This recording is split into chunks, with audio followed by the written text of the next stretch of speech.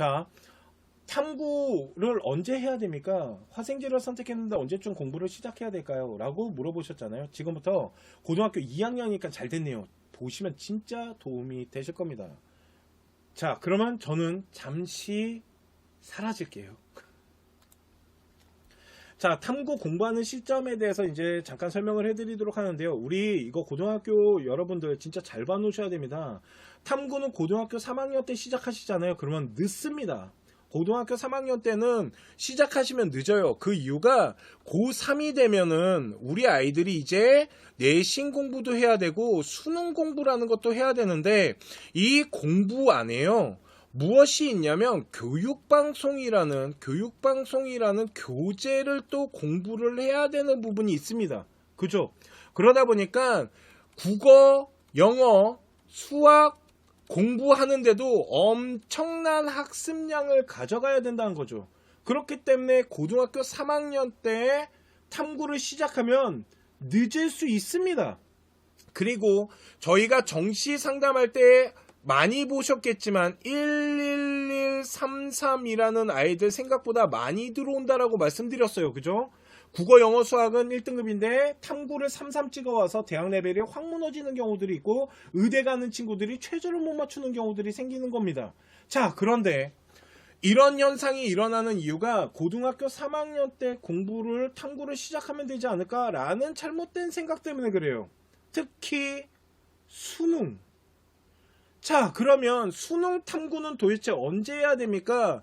고등학교 2학년이 되잖아요. 그러면 수능에 대해서 무엇의 과목을 가져갈 건지 일단 한 과목을 정해야 돼요. 아까 우리 화생지라고 말씀하셨어요. 그러면 화학과 생물과 지학 중에 하나의 과목을 선택했는데 우리 아이가 만약에 화학을 선택하겠다라고 합니다.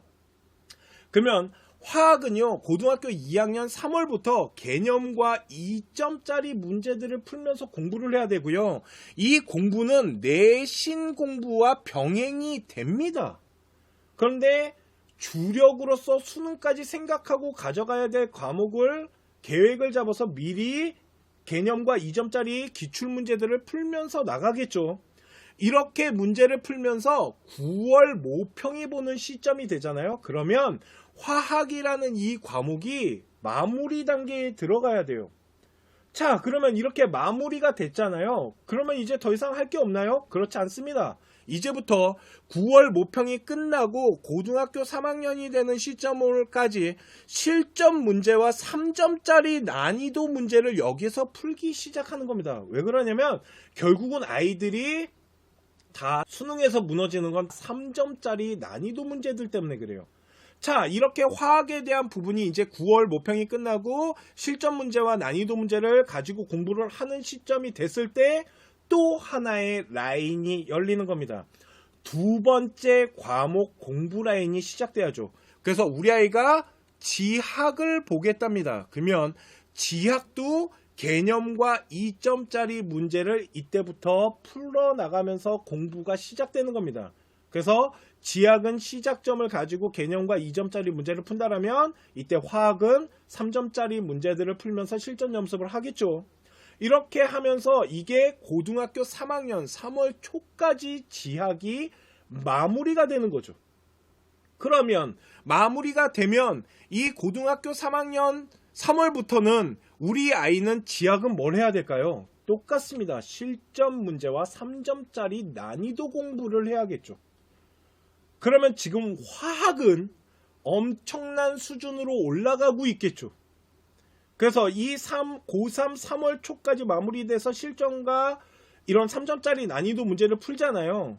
이걸 가지고 고3 6월 모평을 완벽한 실력으로 시험을 봐야 됩니다.